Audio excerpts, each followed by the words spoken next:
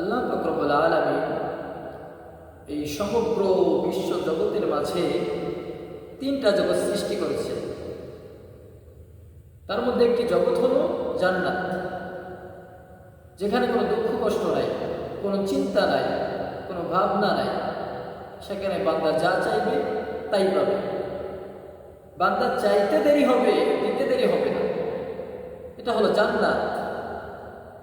এর বিপরীতে আল্লাহ পাক রব্বুল আলামিন আরেকটা জগৎ সৃষ্টি করেছেন, সেটা হলো জাহান্নাম। সেখানে কোনো সুখ নাই, সেখানে শুধু কষ্ট আর কষ্ট। এখানে বান্দাকে তার কৃতকর্মের সাজা দেওয়া হবে, শাস্তি দেওয়া হবে। এটা বান্দার আযাব ভোগ করার স্থান, এখানে কোনো সুখ নেই।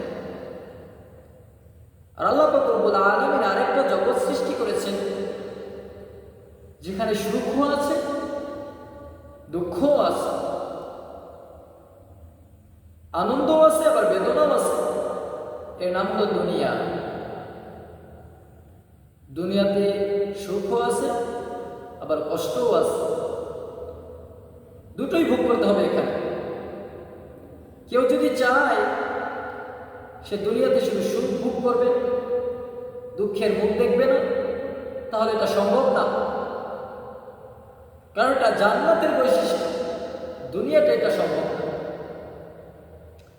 আমাদের বর্তমান জেনারেশনের একটা সমস্যা হলো যে আমরা অল্পতেই ডিপ্রেশনে চলে যাই, চিন্তিত হয়ে পড়ি, পেরেশান হয়ে পড়ি।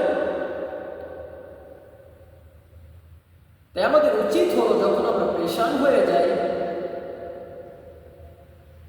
তখন আল্লাহ পাক রব্বুল আলামিনের দরবারে সিজদা দেওয়া, সিজদায় অবনত হয়ে আল্লাহ পাক রব্বুল আলামিনের কাছে চাওয়া।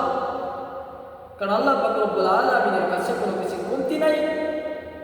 আল্লাহ পাক রব্বুল আলামিন বলে, উদউনি আস্তাজিব লাকুম, বলে তোমরা আমাকে ডাকো, আমি তোমাদের ডাকে সাড়া দেব।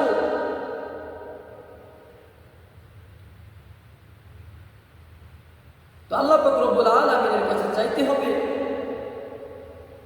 সাহাবায়ে কেরাম রাদিয়াল্লাহু তাআলা আনহুম যদি তাদের জুতার ফিতাও ছিঁড়ে যেত, এটার জন্য তারা আল্লাহ পাক রব্বুল আলামিনের কাছে দোয়া চাইতেন, দোয়া করতেন, আল্লাহ আমার জুতার ফিতার ব্যবস্থা করে